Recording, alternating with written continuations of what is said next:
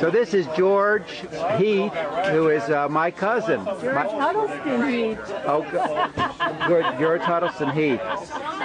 So you were born in 1915, Right? in this house right here, right back here. That's the Heath homestead. What was it like living back there in the 20s and in the 30s? At that time it was rough. I mean, money was very scarce, and everybody had to do without. Yeah. And did you have to work the fields out here very much? Yes, along towards the end of our farming career there, we were out trying to help our dad just to survive and eat, really. I mean, it was, and the good days were gone. Farming had left us. Ask him about when you delivered papers on a horse. On a horse? Yeah. Mostly you had cars back, but you had a horse, Yeah, huh? well, I had a paper route, and it was probably about 3 or 4 miles long. I delivered winter and summer, and I peddled the Buffalo Evening News and the Courier Express, and I finally quit when one day I was coming down the hill at near Hazard's supply store there, and I was coming down the hill and my feet were almost touching the ground, and there was a gang of people working there on the road, and one guy turned and he says, "Why don't you get off there that horse and let the horse ride you?" I went home and I could quit my news route and never did it. That's funny. And do you ever remember going down to the butcher store? That was our common grandmother. Spittler's? I think it was called Hellregal. Hellregal. And Hellregals were on the bottom, the butcher store, and on the top was the freezes. That's where your grandmother Helena Hellregal Freeze lived, and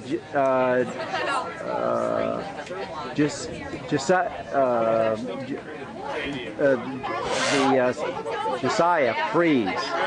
You're also your great father. That I have no knowledge of. Did you also go down to the tannery? Was the tannery still here when you were? Well, no.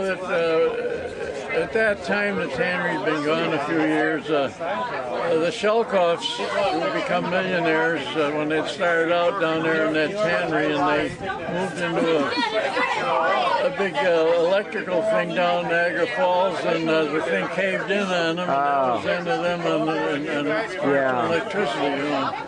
Did you ever go fishing in the creek down there? Yes, swimming. Yeah, we used to fish for. We fished for suckers, and they used to be mullet coming up there, but mullet were large-sized fish, maybe 20 pounds, and we fished that. Yeah. Did you have electricity when you were a young man here? We always had electricity. Oh, you did? We always had electricity, and we came back to.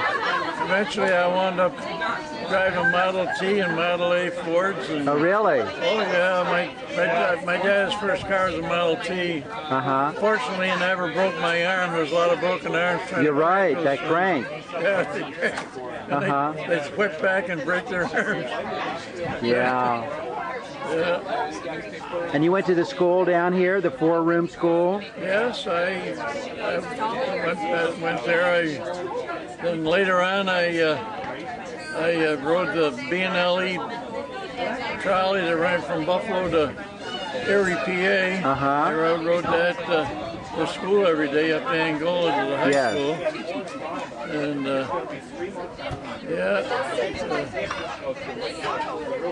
and do you play baseball? Was baseball still a big? Your father was really a big baseball guy. Look at my so fingers. You were a big baseball guy too, then. Look at my fingers. Is that all baseball? My fingers are all crooked enough from playing baseball. Yeah, I played center field just like my dad did, and we played for years, and sometimes in leagues and sometimes not. Yes. At that time, the Buffalo Evening News League was very active. The people that ran that, were active. I did that, yeah. Yeah. Did you ever play with my grandfather, Jack Felsinger? I didn't. I never played with him, but I played with Allie Gesp, who was an old timer there, and Pius Schwartz, who was an ex-congressman, who caught for the Yankees, New York Yankees, for a while. Wow. I played with those times. It looked like baseball was big stuff. I mean, lots of women went out. I mean, girls and baseball was the big thing. What really happened though was I read what happened to it the other day. I mean, what happened? As I recall it, what really happened. At that time, the cars were just coming in pretty good, and instead of going out and practice and become good ball players, everybody was running around chasing the girls and going to bars and stuff, Yeah. I mean, not the bars, but out to places where they, one way or another, obtained booze, Speakeasies back in the 30s. I was only in. I went in a speakeasy 2 nights after Roosevelt brought it back in. Oh, really? Before. Next couple of days it was legal. Oh, that's neat. And did you have plumbing in this house, or? No, we had the old outhouse and everything for years and years. We had the Montgomery catalogs. I'd get a little more you might not like to hear. Well, my grandfather, they said, had a 5-seater. I mean, that was the biggest outhouse I've ever heard of. Yeah, well, we usually had 2-seaters, but you know what happened? Used to have there on nice hot summer days like this. The guys would wait till the women would get in there and get going, and they'd tip the back of it up, and they had switches in their hands, and they'd sort of whack them on there, Oh, really? Oh, my God. They must have really. Yeah, well, I mean, then Halloween, the same Johns they used to tip over and smear all over the place. Oh, gosh. Yeah. So, but electricity, but you just had to get rid of it, stop it all in the daytime, right? I mean, you couldn't use it much. You only used it a little bit? Well, we didn't have anything to use it for, really. I mean, in those days, they were still had icemen around peddling ice to the houses. They used to go out in the lake and cut it in the wintertime and store it in ice houses like they're still doing over in northern Canada or Quebec. Yeah. And they'd store it and then they'd sell it during the summer season, And I think in the beginning, when I was a kid, that's the way it was. I don't think we even had a refrigerator. I don't remember. Just a little ice thing. Yeah, and they used to have refrigerators, but you had to throw the ice, the ice in it. Yeah. Did you eat well here, did you eat well? Not always. I mean, just not much we food. We ate better than the average family because we own a farm. I mean, we did a lot of canning, and that's something that we did a lot of canning and preserved meat by smoking it or something during the winter. Yeah. And we went that way, but we were better than the average family, say of factory workers. Right. Yeah. And what did you grow here? Well, it was mostly fruits and vegetables, and strawberries and beans, and sometimes peas, and that was about it. Once in a while, my dad would raise a few hogs, and he'd put a little grain in and feed them. So we'd have. And you had chickens. We always had a chicken house. We always had a chicken house. One story is that we had chickens at the Felsinger house in Angola, and that my grandmother Aggie, your Aunt Aggie, actually. She was the one that actually, you know, killed the chickens.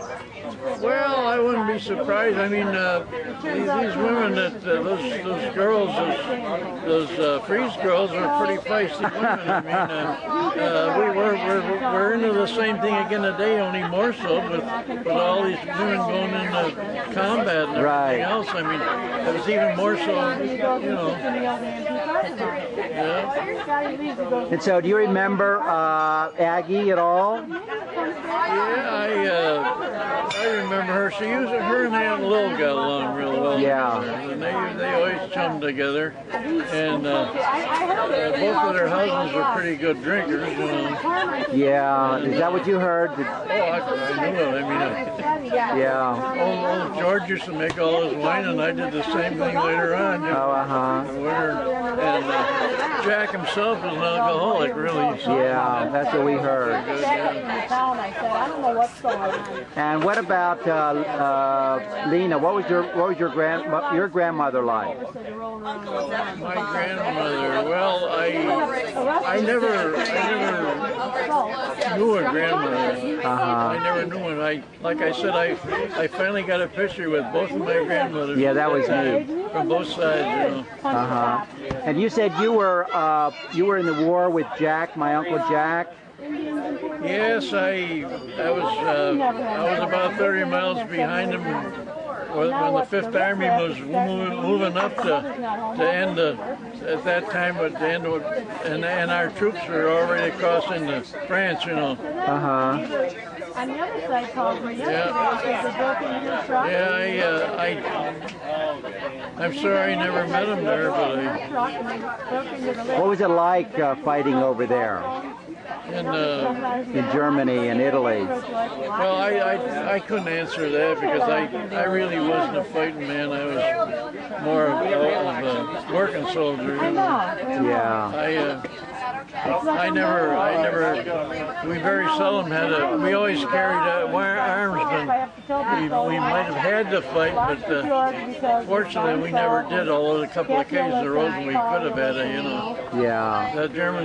When the Germans busted away and went across in Sicily and up in Italy, first they headed down the coast, you know, to the east there, and we were told one night, you know, to keep our guns handy and everything because they might reach this. I forget what city I was in over there yet. I want to thank you for your service to our country. You know, I mean, to be with you and a World War II veteran has been really wonderful. And I appreciate your help with with the Felsinger family. So, any parting words for us this evening? Well, I'm delving into Washington now and trying to help get the country straightened out. That's about all I'm doing. Right, you seem to be so active, you know. I mean, you got a second wind here with all this political stuff. This is a new career for you. I don't like around with the locals no more because, I mean, that comes and goes, but what's going on in Washington isn't right. I think we all agree with you on that one. You're right. We gotta clean it up, right, Dad? You're gonna take up the take on the presidency, George? Well, no, we just gotta get the country back on an even keel. That's what we gotta do. Yeah. Don't talk on cell phones, right? Yeah. Right. Okay.